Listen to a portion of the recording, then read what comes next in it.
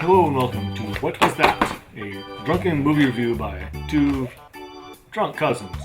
Today, two drunk cousins are reviewing Beer, 1985 movie, directed by Patrick Kelly.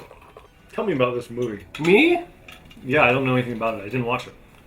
Beer from 1985, starring Loretta Swit and Rip Torn. Loretta Swit you may know from MASH. Hot Lips. Rip Torn you may know from many things. Man Who Fell to Earth. Freddy Got Fingered. Dodgeball.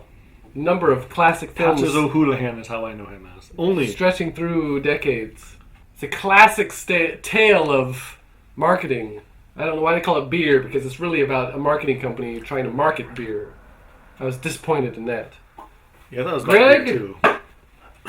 What do you have to say about this movie? I would like to give a drunken synopsis of it. Go for it. So we open with a beer commercial for Miller Lite, and then it switches to JP stealing my beer. It switches to one of the Frenchmen from the Holy Grail, and he owns a beer company, and he's disappointed that... That's what he sounds like, it's the Frenchman from Holy Grail. He owns a beer company called Norbecker. They have an advertising company, they pay, and they're smoking indoors, very 1985. It's very horrible acting. Over the top. And then Hot Lips steps in, and she has an idea, but she doesn't say what it is, and she hires Patches O'Houlihan. So, David Alan Grier is in this too? Yes, I was excited when I saw that. Oh, it's David Alan Grier, and it's before In Living Color. He's few funny parts. He owns at least 50% of the few funny parts. I agree completely. Three losers, they kind of like don't really thwart a guy who's trying to kill people in a bar. And Hot Lips and Patches are there, and they see him, and they see them, and they're like, "Hey, this is the advertising campaign we want." And then they make an ad that with the guy that they thwarted, so they get him out of jail just to make a movie with him or make an ad with him. For a bizarre over-the-top movie, that was weird. That was way weird. So the ad makes people want to drink that beer and fight. So they have they do the montage of people watching the thing, and it's a lot of guys peeing. It's just this beer. It's like men's bathroom. It's men peeing. So I don't know more and more men peeing. I don't know if I'm sad, but it took me a minute to realize that was supposed to convey that more and more people are drinking the beer. So David Alan Grier is told that he's not black enough, so he takes lessons from. Yes, so that is actually... The movie isn't really funny until then, and for about 15 minutes the movie is funny, and that's where it starts. And then they have a Phil Donahue impersonator. Yeah, it was a pretty good Phil Donahue impersonator, which I don't think people now would get that he was doing Phil Donahue with this running around. What do you think? Well, I don't know if Patches O'Houlihan decides this or it just happened, but they get lost. Everyone thinks they're dead. Well, while they thought they were dead, they're planning to do like memorial commercials to boost sales, but it turns out they're not dead. And then there's a sequence when Hot Lips gives an acceptance speech for like best advertising, and then it's just like David Alan Grier going to what ends up being a gay bar, and he's getting along with these guys, and it's just kind of it's supposed to be like their lives disintegrating, but it's mostly just David Alan Grier at a gay bar, which kind of loses something in the over the years. Yes.